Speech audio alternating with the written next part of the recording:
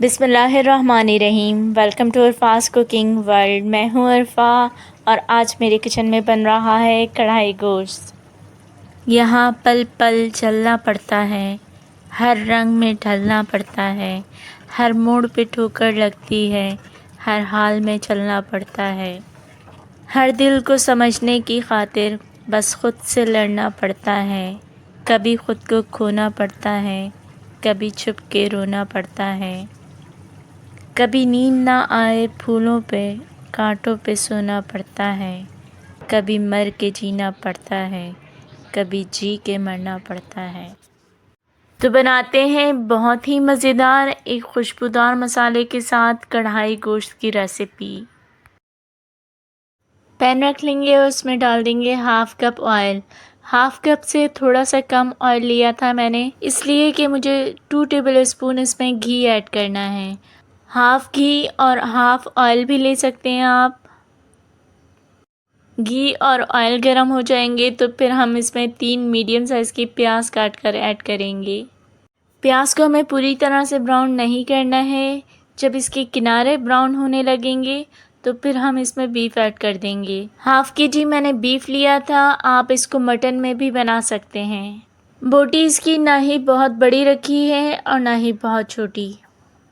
Beef हम इसमें add कर देंगे और इसको मिक्स करके 2 से 3 मिनट के लिए पका लेंगे, जब तक बीफ का कलर चेंज ना हो जाए। जब तक बीफ का कलर चेंज हो रहा है हम एक खुशबूदार सा मसाला कढ़ाई गोश्त के लिए बना लेंगे। खुशबूदार मसाला बनाने के लिए हमें चाहिए 1 टीस्पून सफ़ेद ज़ीरा, 1 टीस्पून साबुत धनिया और हाफ़ टी स्पून साबुत काली मिर्चें। ये तमाम चीज़ें मैंने रोस्ट कर ली थी, अब हम इसे कूट लेंगे। इस मसाले को हमें बिल्कुल बारीक नहीं पीसना है, थोड़ा सा दरदरा रखना है। मैं आपको दिखा भी देती हूँ ये किस तरह का पिसा है। अब हम दोबारा से गोश्त की तरफ आ जाते हैं। बीफ का कलर चेंज हो गया है। अब हम इसमें 1.5 टेबल स्पून अदरक लहसुन का पेस्ट ऐड कर देंगे। गोश्त को हम अदरक लहसुन के साथ भी 2 से 3 मिनट के लिए भून लेंगे ताकि इसकी अपनी जो स्मेल होती है वो ख़त्म हो जाए। इसका जब ऑयल सेपरेट होने लगेगा तो फिर हम 4 से 5 टमाटर को काट कर इसमें ऐड करेंगे। मिक्स कर लेंगे और जो खुशबूदार मसाला हमने बना कर रखा था वो हम इसमें ऐड कर देंगे। तमाम मसाला ऐड करेंगे क्योंकि हमने ये बीफ के हिसाब से ही मसाला लिया था। इसके अलावा हम इसमें ऐड करेंगे 1 टीस्पून नमक, 1 टीस्पून कुटी हुई लाल मिर्च, हाफ़ टी स्पून हल्दी और हाफ़ टी स्पून कश्मीरी लाल मिर्च। इन तमाम चीज़ों को हम मिक्स कर लेंगे।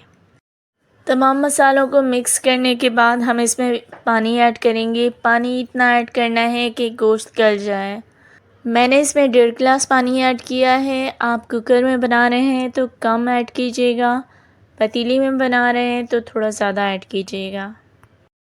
मिक्स करेंगे और कवर कर देंगे 1 घंटे के लिए। बीच बीच में हम इसे चेक करते रहेंगे।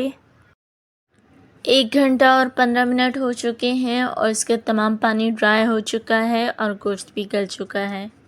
मिक्स करेंगे और 1/4 कप दही ले लेंगे फेंट कर, वो इसमें ऐड करेंगे। दही डालने के बाद हम इसकी इतनी भुनाई कर लेंगे कि इसका ऑयल सेपरेट हो जाए।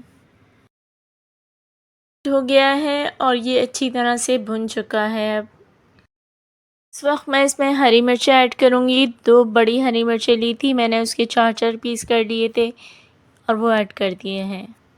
फ्रेश हरा धनिया लेंगे और वो भी ऐड कर देंगे। मिक्स कर लेंगे और कढ़ाई गोश्त हमारा तैयार है।